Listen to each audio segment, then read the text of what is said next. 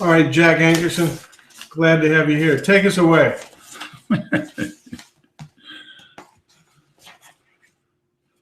That's not showing up, is it? Oh, no, that looks pretty good. That way I can. Yeah. Go ahead. It's all yours. We're live. We're live.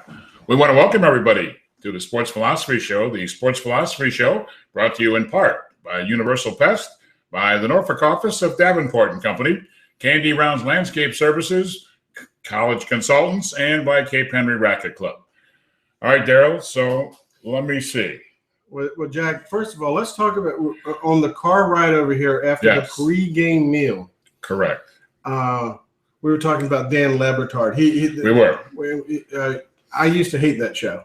I mean, because I couldn't get past Stu Gott's laugh. Stu Gotts is someone that they picked up in the freaking parking lot at the 7-Eleven. But anyway, but you have me turned on to this show now. And it's kind of interesting what he was talking about Skip Bayless is leaving ESPN. Right. Who else? Someone's leaving Monday Night Mike Football. Tirico was leaving Monday Night Football. He was partnered with John Gruden for years, and now he's leaving Monday Night Football. Skip Bayless is leaving First Take, and Gruden, of course, will be looking for a new partner, and whoever ESPN puts in there, I'm sure will work out just fine. But Mike Tirico is going to NBC, and the rumor has it that Skip Bayless will end up at FS1, which is the Fox Sports 1 network, not the actual Fox network, but it's the Fox Sports 1 network. So we'll see what happens. And Jack, I think us progressing to YouTube Live, maybe that'll put us in that line of chain of events. When Lebertard moves to a different slot, maybe, crazy things have happened. I mean, Lebertard, he took the slot that Colin Cowherd had. ESPN for many, many years, and now Colin Cowherd over at FS1, and Lebertard and his sidekick Stu Gotts, which you really interesting. Stu Gotts. It certainly works. However, I mean, it's a kind of an interesting show. As I turned you on to it, you didn't like it at first. No, I didn't. But they're very, very, Dan Lebertard is a well-known writer before. He was a sports writer before he turned over to this business of radio and TV, so to speak. And he's very articulate, very intelligent, well-versed in all sports.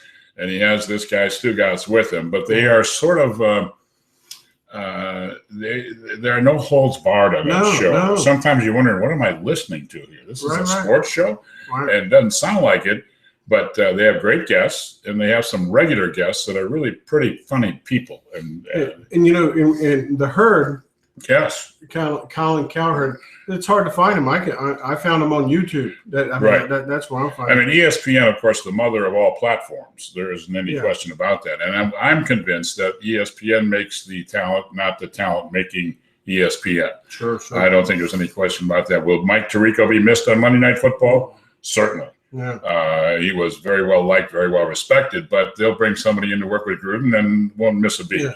And the same thing will happen with the partner of Stephen A. Smith on First Take, whoever that may be. Yeah.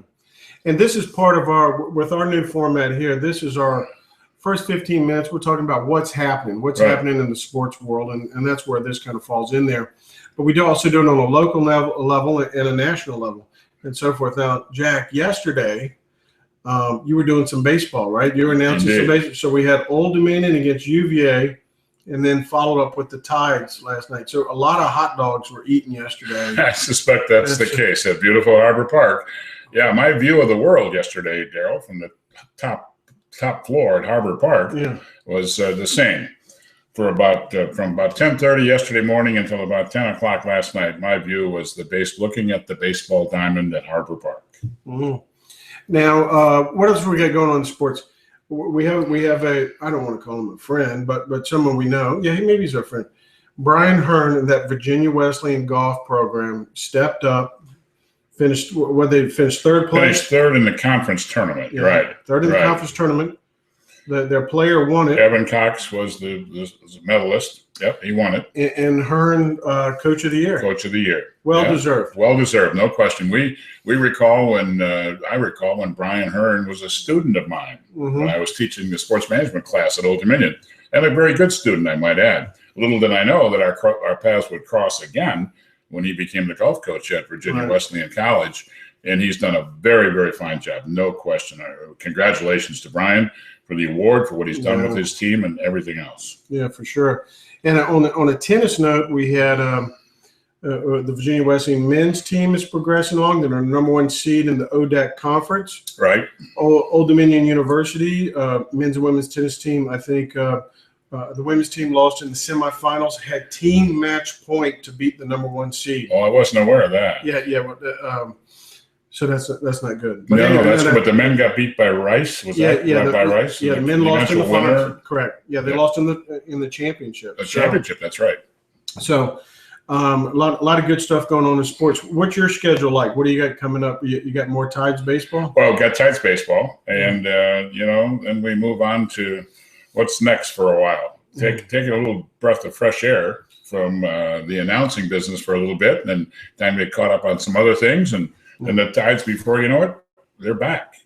And this Saturday at the Cape Henry Racquet Club, there's a fundraiser going on for the Norfolk State Tennis Program. There you go. So. Players, so-called amateurs, are making a contribution of $100 to play with some marquee players.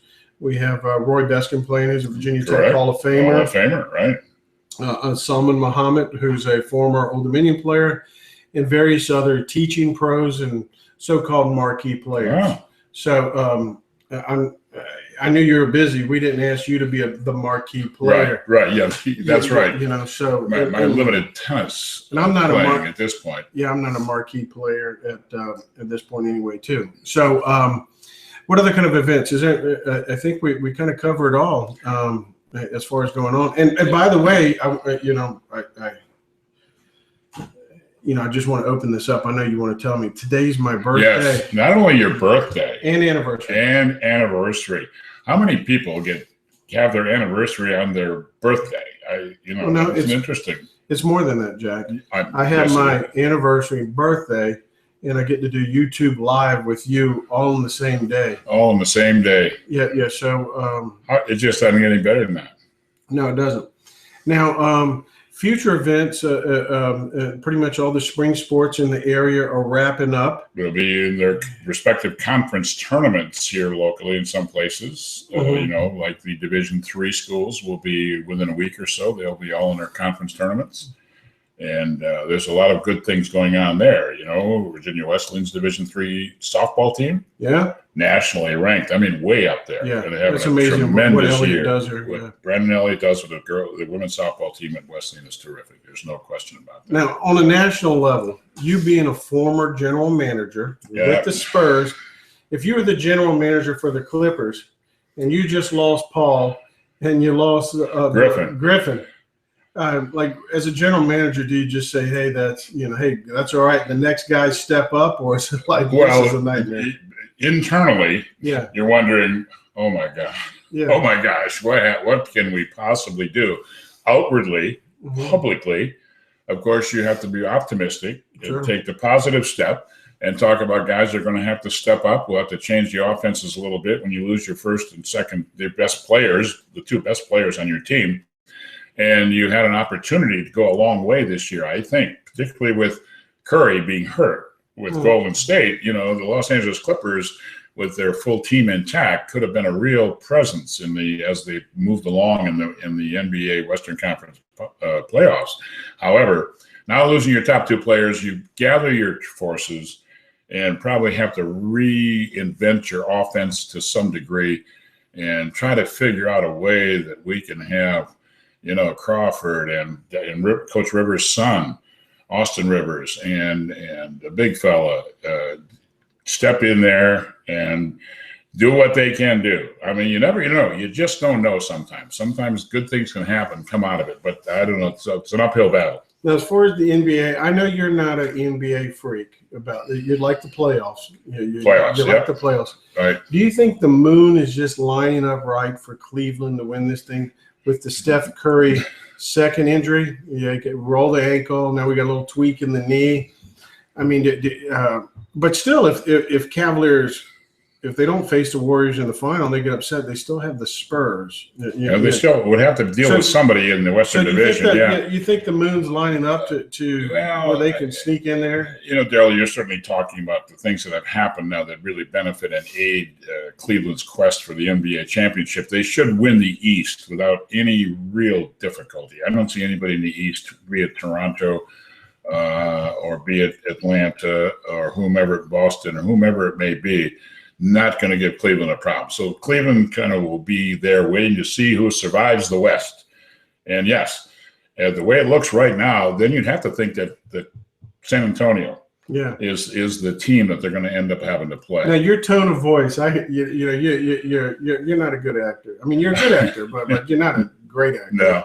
But yeah, when you start talking about San Antonio, you get excited for their style of basketball. Yeah, I do like the way they play. I have just a great amount of respect for Greg Popovich, the coach, and the way he handles things, the way he does things out there.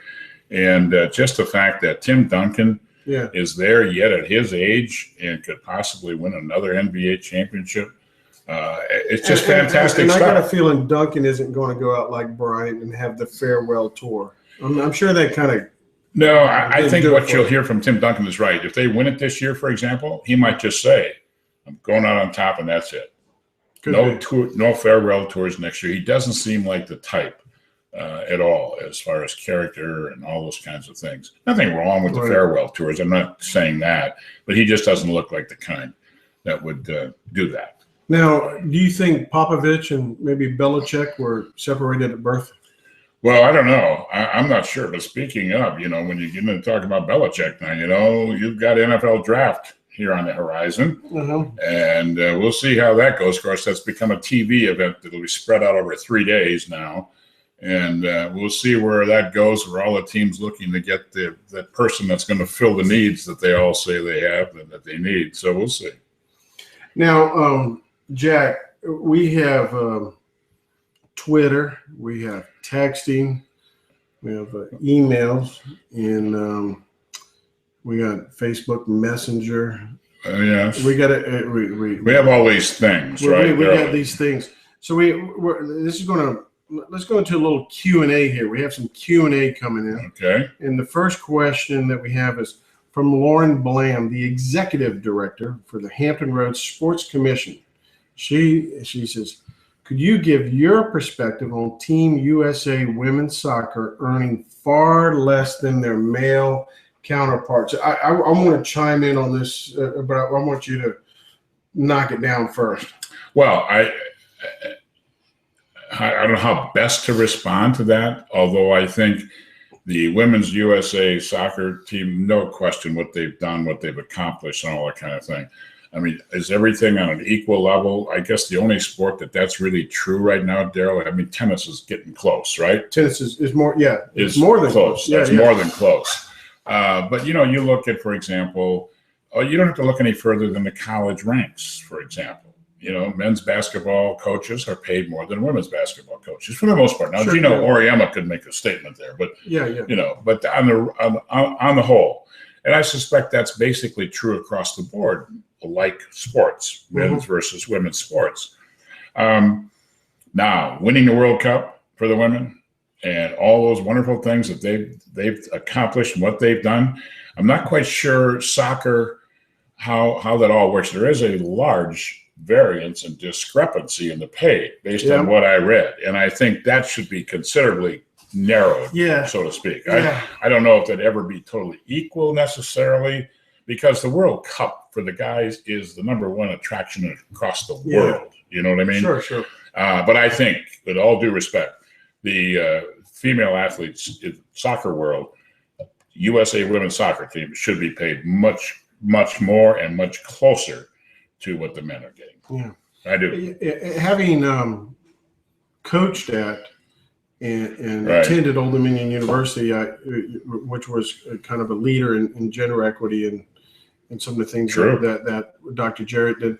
My thought process is this: is within the women's tennis, like when the tournament director for Indian Wells came out and said those things. Oh, yeah. First, they were false and they were rude. But women's tennis started back in the 70s as being one of the first sports that people that women received prize money for, endorsements.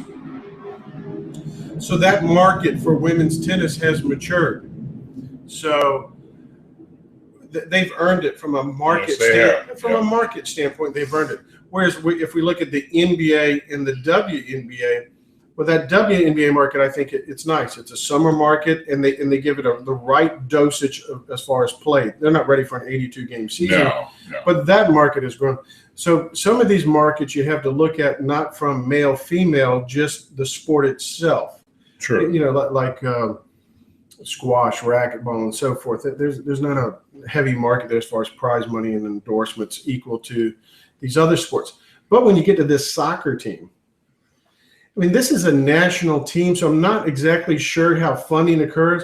But if it's a national body, and I'm not sure if the national body of soccer oversees both men and women. I'm not sure of that, but I'm not sure if that's a market thing or that should be a fairness thing, because it would be like if you're going to the Olympics, shouldn't the men's basketball team and the women's basketball team, as far as operating budgets and so forth, should be pretty equal. Yeah, should be. Because that's a national thing. I don't know if that's a market thing. Now, of course, women's soccer at the professional level is different than men's soccer at the professional level. Correct. And certainly men's soccer in the U.S. is different than soccer in Europe. So I think that but one of the things that's interesting is that who would have ever heard of Carly Lloyd? Yeah. I mean, okay. Alex Morgan, possibly. Hope Solo. Sure. Maybe. Everybody remembers Brandy Chastain when they beat, that whole business where they're taking her shirt off and the whole 9 yards. Mm-hmm. So women's soccer has gained a lot of notoriety around the world. No question about that. And I believe that, as I mentioned before, I think that gap should be narrowed considerably for those soccer teams and organizations at that level. Mm-hmm. Okay, I think we nailed that one. I think so. I think we nailed it. I think so. Now, I have a question in here. This is coming from not a Harlem Globetrotter, but a Washington General. A Washington General. This is from Rhett Bonner. Uh-huh. And this is kind of to me, but since you've been married, how many years you've been married? It'll be 45 45 years. You could probably help me on this. Question for the show today, he says. It's your anniversary and your birthday. Would you rather be at home watching the NBA playoffs, taking your lovely bride on a romantic date, or at home eating your birthday cake someone gave you? So basically, hey, would I rather be, let me see this question, would I rather be at the NBA playoffs? Now, I'm not sure if I should be at the NBA playoffs if my lovely bride, am I taking my bride? Are you taking anybody with you? Okay, so let's say it's NBA playoffs, taking my bride, or a romantic date at home. Well, that's very easy. With my bride, going to the NBA playoffs is a romantic date. Because she's always pointing out the guys that she thinks is very cute and attractive. Mm-hmm. So it's a tough question, but you're in this situation a lot with your wife. Your wife digs sports. She does, no question. So you probably had romantic dates where you were probably working the event. Basically correct, yeah. Now, Rhett, my understanding is you just got married, and your wife is also she's sports information person at Old Dominion University. So I think we're all in the same thing together. We're very fortunate that as companionship, romantic and so forth, that sports does play a role. But I was at breakfast today with my wife. And the phone call ran about 3 or 4 times, and I passed on all of them except for George Pilkington, and she gave me that kind of look. She gave me that look. She gave me the look. You got to take that one, huh? Yeah, she gave me the look and so forth. All right, so Rhett, hopefully we nailed that one. Now we also have a question here from Danica Catapilia. That's former tennis player. Well, she's going to the United States Naval Academy. Yeah. She'll be a freshman. So Danica Catapilia, you know how hard that is to say? Mm-hmm. Danica Catapilia her question is, that she wants to know, do you think Rafa has enough in the tank to win that French Open? Does he have enough in the tank, enough confidence to win the French Open for the 10th time? If not, who's going to win it? Well, the interesting thing about the question or the comment, I think confidence is the real thing. I know physically he's been battling some things, right? But I think the way things have been going the last year for him, confidence becomes a real player in this scenario for Nadal. But do I think he can win it? Absolutely. Absolutely. I think he can win it. Barring Nadal, Murray's not going to win it. Okay. Djokovic, he'll be there. Yeah, he'll be there. Federer, I think Darryl, I think he's in the twilight of his terrific, wonderful career, but I just don't see that happening. So, you got to think Djokovic, probably. And I would hope, for those people who like Rafa, would like to see him be there, but we'll see. Right. I think the problem is, I think, honestly, you and I are tainted on this because of you like Rafa. Yeah. I want to see him lose in the first round. I don't know why I want to see him lose in the first round. It's terrible. But the guy tries hard and everything, but somehow in my brain, I want to see the guy lose. And I don't know. And on the other side, the women's side, you know who I like to see lose right away? Yeah, you're anti-American. Yeah. No. You're going to say Serena. No. I'm going to say Sharapova if she's even able to play. She can't play.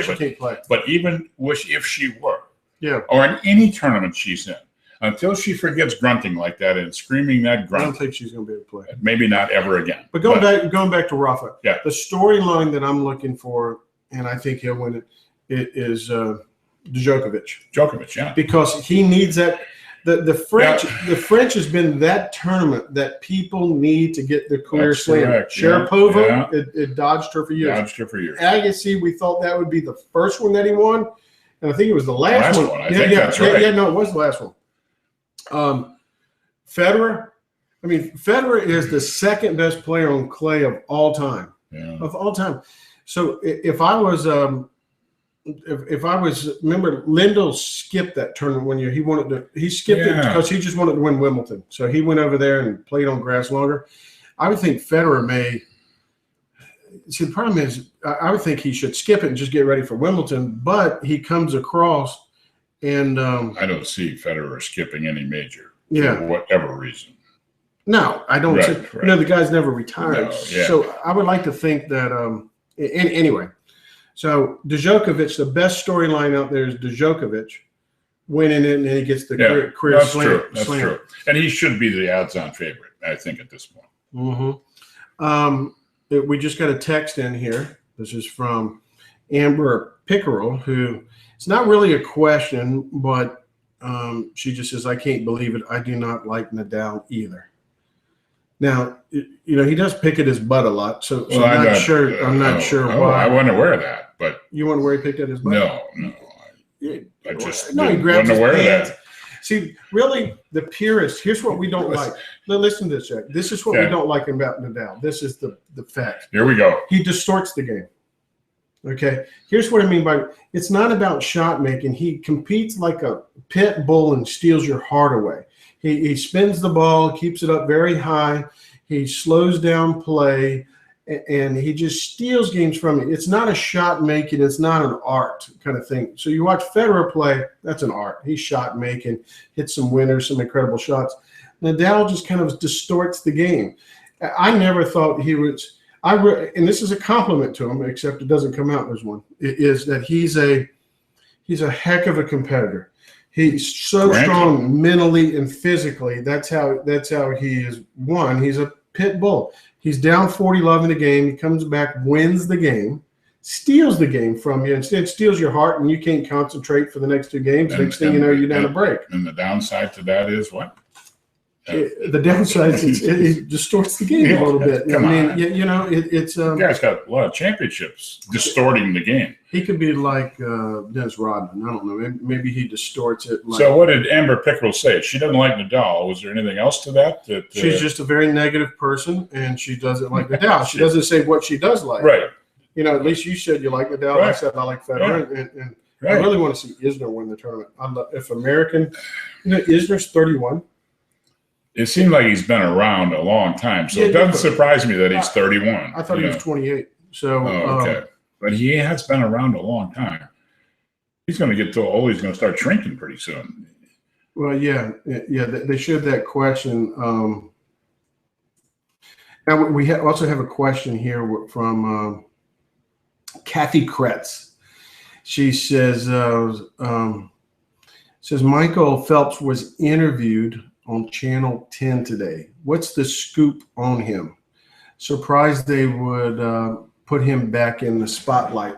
So the question is, Michael Phelps has been interviewed and it looked like today. Is he back in the spotlight? Oh, yeah, he sure is. I mean, he's back swimming, Yeah. and any question about that. And apparently he's gone to great lengths to get in shape and training and everything else. So he's Rio bound. He's Rio bound. I don't think there's any question. And I mean, more power to him. I don't know if there was something special that came on today or just talking about his attempts to come back to the Olympics again and pick up where he somewhat left off or something like that. But because I wasn't privy to that, I hadn't seen that particular thing. But yeah, I mean, great. I mean, he's still got it, so to speak, and he's trained and he's in shape and he's ready to go. I mean, he's one of the best of all time. Now, this happens in the Olympics, though, right? I mean, these kind of athletes, right? They get their fame there, unless they do some naughty stuff. Yeah, they do a little naughty stuff. That's right. The Summer Olympics, even the Winter Olympics, when they happen, it's that window. That's when we know these people, And once those things are complete, and the closing ceremonies happen, see you. They're gone. Yeah, I mean, they have their 15 minutes of fame, so to speak. And then they do compete, some of those individuals compete in their sport throughout the year and various things, but no relevance to anybody. It just doesn't mean anything to anybody. Now, do you have any sports that you particularly like at the Olympics? I mean, I like that curling thing in the winter. The curling thing is a very interesting sport. I mean, that's a winter sport. As a youngster growing up in Wisconsin, there was a place in one of the neighboring cities to where I was born and raised, and they had curling going on there all the time over there. And people used to talk about going over to Appleton, Wisconsin to watch curling. And I thought, what? And then I actually went over there one time to watch. My father said, let's go take a look. And we went over there, and it's hard to get excited about a disc going down a sheet of ice and somebody sweeping in front of that disc. It's shuffleboard on ice with an aid. You know what I mean? With a broom. And but they are so very competitive, and at the world level, we're talking about. Now wait, that's all nice, but in Wisconsin, I thought there's an expression that they have is that you curl to drink and you drink to curl. Well, I didn't want to get into that, but it's like sport? A lot of bowling leagues, there's a lot of that going on at the alleys, when you're bowling 3 lines with a team. I remember doing this, and you always enjoyed a liquid refreshment. And yes, the what are they called? The curling, there must be a name for what you call an athlete who participates in curling. In other words, I'm sorry, but that I've watched it and it looks like a lot of pressure. I mean, sure. I don't know who has the pressure, but there's people are getting. There's people they get a little wigged out scraping that thing. Yeah, I mean, I don't know which is the tougher job. Why are we rolling that disc, that puck, or whatever it's called. Okay, do you have a favorite? Do you have a favorite sport for the Summer Olympics? For the Summer Olympics, my favorite sport, I do like the track and field. I do like the track events in the Summer Olympics. I really do. Watching the basketball team, Team USA, they expected to win. Mm-hmm. So, and it's not basketball season for me during the summer. Yeah. So, but the Olympics, I do take an interest in. I do like the track events. I really, really do. Okay. We have another question here. This is from Will Soriano with Pride Lawn Care Services. He says the Redskins just paid a substantial amount of money for Josh Norman from the Carolina Panthers. Mm-hmm. $75 million, making him the highest paid cornerback ever. Wow, $75 million. Some say his success thus far was due to Carolina's dominating front seven. Do you think Josh Norman is worth his weight in gold? Or do you think he's worth $75 million? There isn't anybody out there worth $75 million. Let me say it that way, Now, Josh Norman will be a definite upgrade for the defensive secondary for the Redskins. And so that's a given. I mean, that's a plus. I don't know how much is guaranteed, but I don't either. I bet you it's at least 40 or 50. Oh yeah, that's a lot of money for. Well, Daniel Snyder, when they've wanted somebody, they've not been bashful about paying.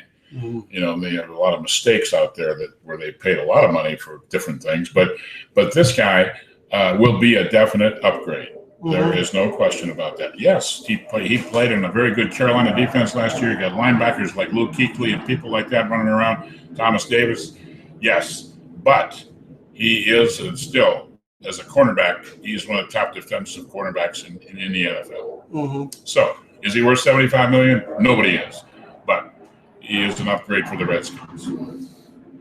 Okay. I thought that question was going to be about the Redskins logo. That whole trademark and their logo and the whole business, I just leave it alone.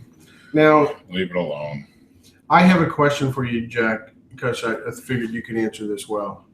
And I can't ask this to myself, so I got to ask you. You can't answer it. Who do you think will become the director, state, the one taking the leadership with Prince's estate?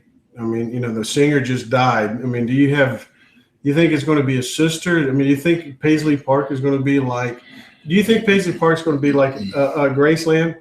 If so, that's kind of on the way to Wisconsin, right, or somewhere near it. If so, this is like 5 questions. If so, would you like to make that road trip with me?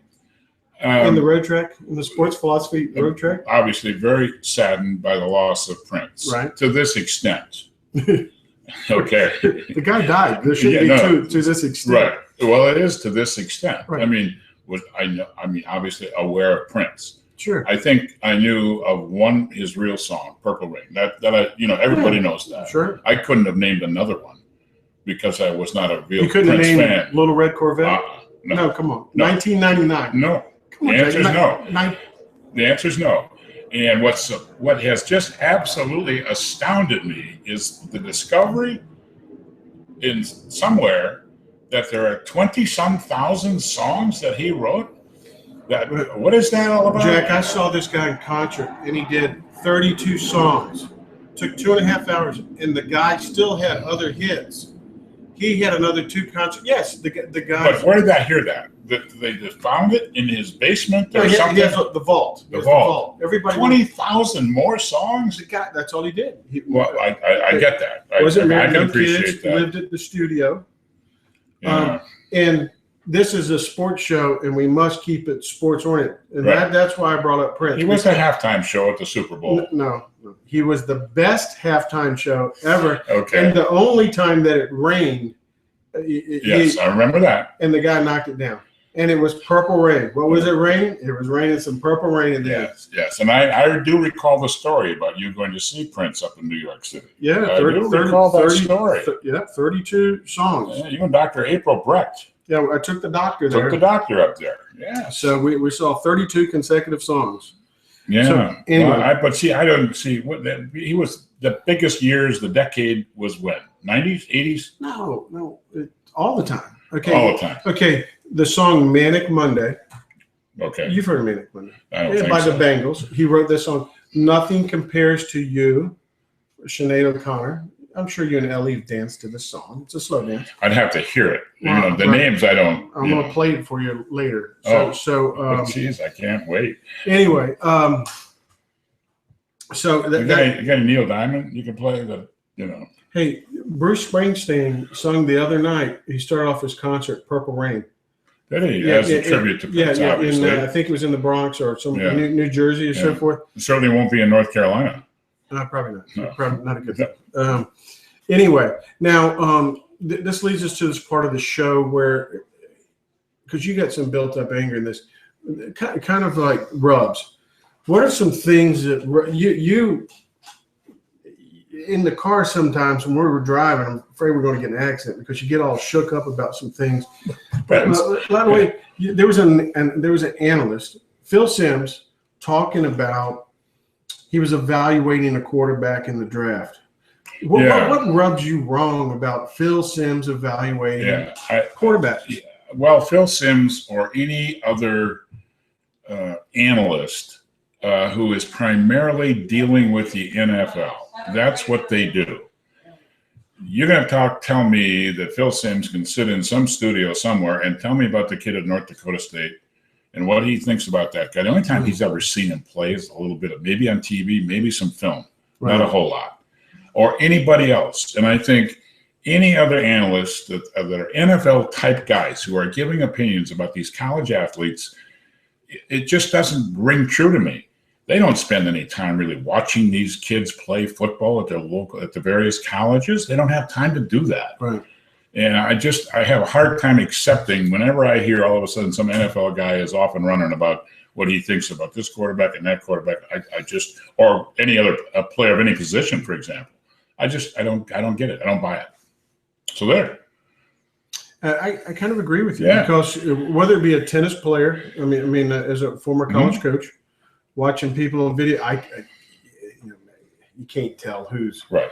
You would like to be at the tournament. You would like to see, probably like a quarterback situation, which you played some quarterback, sure did. Drafted by the Cardinals. Right. So you would like to see, like Billy Kilmore.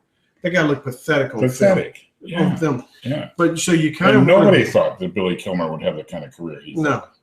So how do you pick up those intangibles? Courage. I mean, if you're at the game, field pass, watching the guy practice, watching him at the game, hey, what happens when that left tackle collapses and that guy knocks you from the blind side? Kind of stings you a little bit. Yeah. How do you get up? How do you react to that? Do you give the stink eye to the left tackle, or you're whining about it? Can you stay in the pocket on the second play after that and thread a needle without blinking or flinching and so forth? Yep. So those intangibles like courage and it reminds me, Darryl, of and the characteristics and the intangibles that you don't know unless you really are just totally consumed by scouting a particular person, like in the movie Draft Day with Kevin Costner. I like that movie. Yeah, I did too. I did like that movie. And how real it is, and a lot of it obviously based on a true draft day and the wheelings and dealings that go on in the NFL for drafting. But he did make a comment. They were talking about this quarterback who's going to be everybody's number one choice. And one of the things they found out about the young man was how he was with his teammates. And he found out that none of the teammates came to his birthday party. And he said, now, what does that tell you? That tells you something about the kind of personality that guy has and what his people that he's playing with, what they think of him. And I was very interested. It was kind of interesting they get into that depth, whether that happened or not. But it's a fact it could, because they go well into the backgrounds and the characteristics and the personalities of all these guys that they talk to.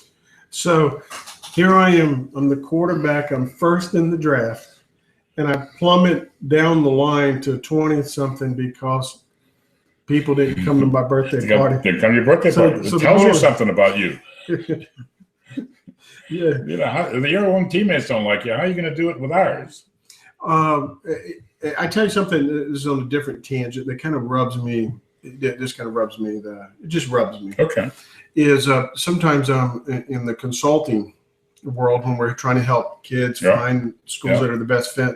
I'm talking to some tennis parents and the players, and I said, well, tell me about your tennis. Give me what your week is like, And they said, well, hey, I take a private lesson and I take 3 clinics a week. And that just rubs me the wrong way because now you're not a player. No, it's like asking that person in high school or asking that person, hey, do you speak Spanish? And they said, yeah, sure I do. I took 4 years in high school. Mm-hmm. That means that they can't even ask the proper way to go to the bathroom in Spanish. I'd like to see matches, right? That's what I want to see. I want to see results. I train with so-and-so. Okay, fine. I play 20 sets a week because as they're going to go to college, I mean, you're looking for competitors. Yeah. I mean, people. Right. Even exactly. at the Division III level, on the local level, the Christopher Newports, the Virginia Wesleys, Right. they're competing to go to win their conference championships, to go to the NCAAs, and they have some solid budgets and so forth. No question. So it's not laugh and giggle. So Right. when I hear the word clinic, it makes me. I mean, clinic is somewhere you go when you're sick. Yeah. When someone says, "Hey, I have a clinic," I go, urgent care, right? Yeah. Wait. So the kid says, "Well, yeah, I go to a clinic 3 times a week," and I go, "Are you that sick that you got to go to the clinic 3 times?" Yeah. Now, Mom and Dad just pushing you to a clinic, huh? Yeah, helping you get better. You gotta make you get better. You gotta talk like a player. Right. Now, right. do you have anything else that kind of? Yeah, actually, really. Oh, here it comes. No, well, this is kind of. Here comes the Bryan brothers. Well, this is kind of an interesting thing. No, not the Bryan brothers. I just that's a different story, different subject altogether. They're almost non-relevant now. They don't even resonate with me anymore. Okay. I don't even look to see if they win or lost in tournaments anymore. If they lose more, you'll probably start to root for them. Yeah, maybe so. If they start losing a lot, then I want them to come back. But anyway, that's not it. Football. Okay. National Football League plays 16 weeks. 17 really because everybody gets a bye week. Right. There are more yellow flags thrown on every kickoff, every punt return, almost every pass. Now you can expect some kind of a pass defense or something like that. Holding, offensive holding. Right. And what rubs me wrong about the whole thing is week 1 of the playoffs begin. Yeah. There are no more yellow flags. All of a sudden, nobody blocks illegally. Nobody holds. There's no pass defense. There's no interference. How does that magically happen? I don't understand it. You look at the number of penalties that are called in the playoffs versus the number of penalties on average per game in the NFL's regular season. It's no comparison. Mm-hmm. I guess all of a sudden they just learned everything the right way to do and don't do anything illegally anymore. Just kind of curious as to how that really happens. I've always wondered about that. Well, no answer to it. I got an answer. You got an answer? I got an answer to questions that I'm like a politician. I can answer that question. Okay. First of all, that's those sports, not those sports. That's a tough one to officiate. Isn't it like a hold on every play? Probably, but not in the playoffs. Maybe by then the players have gotten better at disguising it. They've finally watched enough film to disguise it. But then they lose it, obviously, over the offseason because the regular season starts the next season and they're all holding again. And defensive interference, and they've forgotten what they learned in the playoffs, I guess. It's crazy. All right. Any other things? What about hockey? Yeah, hockey rub you? Anything on hockey?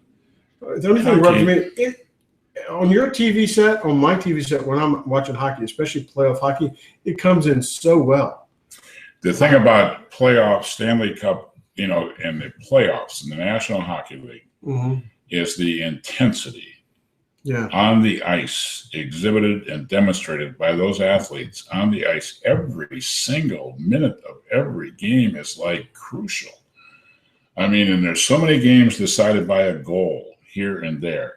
And interestingly enough, that sport also sort of reduces the number of penalties. I guess it's just the nature of the beast. But that being here and there. But I enjoy playoff hockey, NHL playoff hockey. It is, you can just sense the intensity and the atmospheres there. And hockey fans, loyal hockey fans, are really, really into it. There is no question. Yeah, they say it's one of those sports that I saw Ovechkin play live in Tampa. And watching that little fella come over the wall and just sprint. I mean, he's so fast. He just goes hard for, I don't know if it's about 3 minutes. It's about 3 minutes, and then they rest him again. Yeah, Darryl, we appreciate athletics and the people's ability. But you look at those National Hockey League, or hockey at any level for that matter. Not, I mean, there's just so much skill, more skill at the National Hockey League level, but at the lowest levels, Yeah. How do you skate and move on ice, on skates, on ice, forward, backward, stopping, starting, turning, twisting? It's beyond me. I grew up in Wisconsin, and I knew people who could do that on skates. We were not allowed to do that. We were not, because our basketball coaches said nobody gets on skates during the wintertime, because we could all got hurt. And so I never was involved with that kind of thing, but I just value and learn to appreciate so much how well those guys are on ice, on skates. No question. Now, Jack, we just got, this is a late question. You know, we're very organized, so we like to keep the Q&A, but this one just came in from Peru. So we have Peru. Yeah. So we have a question this is from Patrick Boza from Peru. He says this is a question, tennis one. It seems that the race for the #1 spot of the world for men's tennis is pretty much defined this year. Djokovic has almost doubled the points of his closest follower. Do you see any challengers for the spot in the next couple of years? So Djokovic is kind of almost clinched the #1 ranking. How old is he? Djokovic? I'm not sure. I mean, 28-ish? Yeah, he's not 30 yet. No, I don't think he's 30. He has a child. I think the second child. So Patrick from Peru. This is YouTube Live, Jack, from Peru. I think that's the same time zone, right? I would think so. I'm feeling right down there, right now. I would think, it's hard to, when you have a dominant player, like Federer. I never thought he was going to lose at some point, but but it's so greedy at the top. Those 4 guys have won the slams, and Murray's gotten a little bit. Who's going to be the next guy? Is it Jack Sock from the U.S.? Stan Wawrinka is not really the next guy. No, he's not. Maybe there's not going to be a next guy. You know what I mean? Maybe it's not a dominant player. Maybe to think that what these Djokovic and Federer and Nadal have done. Yeah. And now you can throw in Andy Murray to a point. Yeah, but he's almost an honourable mention because he's compared to those guys. Yeah. I mean, he's won Wimbledon. Right. Won a gold medal. Right. Won a U.S. Open. And he loses a lot in the Australian Open final. He has a bad draw. Bad draw. Right. Yeah, always. So, you don't hear much about any other. So, I remember being at the U.S. Open so many years ago. We were in the Players' Lounge. I was there with a player, and Nadal played putt-putt golf with my son in the Players' Lounge. He was like 50 in the world. So he played on the grandstand, and I watched him play. Mm-hmm. And I go, that guy's pathetic. He's so mechanical, so stiff, so had no volleying skill, just spun in the serve. Yeah. Just a freaking pusher. And he had the cutoff team. I certainly at that point. So point being, there's got to be someone that maybe that's 50 in the world. That it's kind of like from a business standpoint. Bill Gates would say, "Hey, I'm worried about the kid who's in the garage now making something that's going to." Yeah. So I guess, but we don't know. They're toiling in anonymity right now because I don't know who they might be out there now. Because Murray's aging with Djokovic. Yes. And age is something. They're all kind of in that. Federer's a little older. Djokovic and Nadal and Murray all about basically within that same pretty similar couple of years, one way or the other. Yeah, they're all having kids and so forth. Right. So Patrick, we nailed that question. There you go. And if we have and make sure that you keep tuning in on us. Down in Peru, I like that. We like being on YouTube, and we will have some comments below. Once we're done with this show, we'll add some comments where you can contact us and ask us additional questions and so forth. Well, Jack, great show. Yeah, I mean, very, very interesting. We do want to take the time, Darryl, to acknowledge those who partially make it possible for us to do all this. Our good friends at Universal Pest, Davenport and Company, the Norfolk office, Bill Emerson and Lou Georges, K&D Rounds Landscape Services, our good friend John Round, Cape College Consultants, and Cape Henry Racket Club, all who participate in bringing this sports philosophy show to you. Thank you, Jack. Thank you, Darryl. Next week.